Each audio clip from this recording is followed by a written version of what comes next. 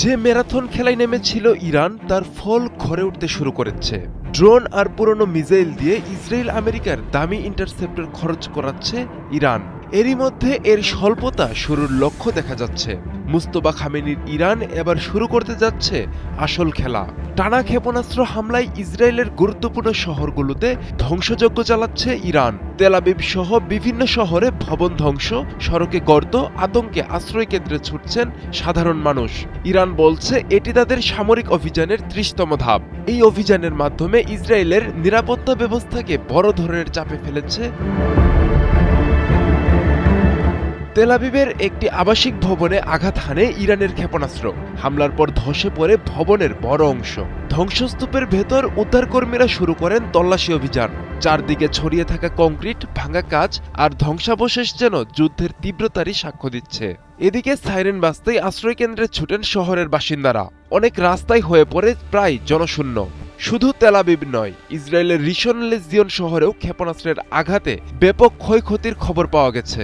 ইসরায়েলের জরুরি সেবা সংস্থা এমডিএ জানিয়েছে, একটি ক্ষেপণাস্ত্র ভূপাতিত হওয়ার পর তার ধ্বংসাবশেষ শহরের আবাসিক এলাকায় আঘাত হানে।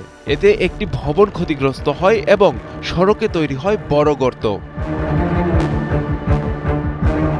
ইরানের বিপ্লবী বাহিনী আইআরজিসি জানিয়েছে, এই হামলাগুলো তাদের চলমান সামরিক অভিযান অপারেশন ট্রু প্রমিস 4 এর অংশ।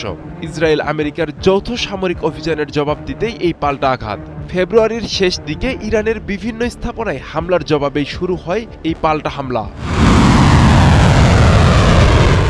বিশ্লেষকরা বলছেন, ইসরায়েলের বহুস্তরীয় আকাশ প্রতিরক্ষা ব্যবস্থা থাকা সত্ত্বেও ক্ষেপণাস্ত্রের কিছু অংশ শহরের ভেতরে আঘাত এনেছে। আয়রন ডোম, ডেভিড স্লিং এবং এরো সিস্টেম থাকা সত্ত্বেও ক্রমাগত হামলা ইসরায়েলের প্রতিরক্ষা ব্যবস্থাকে চাপের মধ্যে ফেলেছে। এতে স্পষ্ট হচ্ছে, ইরান একসাথে বহু ক্ষেপণাস্ত্র ছুড়ে প্রতিরক্ষা ব্যবস্থা ভেদ করার কৌশল ব্যবহার করছে।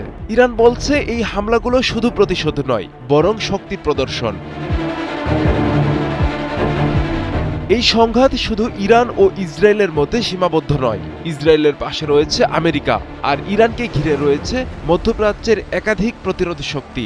ফলে প্রতিটি হামলাই হয়ে উঠেছে এক ধরনের শক্তি পরীক্ষার মঞ্চ। তবে যুদ্ধের সবচেয়ে বড় মূল্য দিচ্ছে সাধারণ মানুষই। তেল আবিবের ধ্বংস হওয়া ভবন, রিশন লেজিয়নের ক্ষতিগ্রস্ত দোকানপাট, ভাঙা গাড়ির কাজ আর আতঙ্কে খালি হয়ে যাওয়া রাস্তা সবই মনে করিয়ে দিচ্ছে যুদ্ধের বাস্তবতা। আব্দুল্লাহ আল মারুফ, ৭১।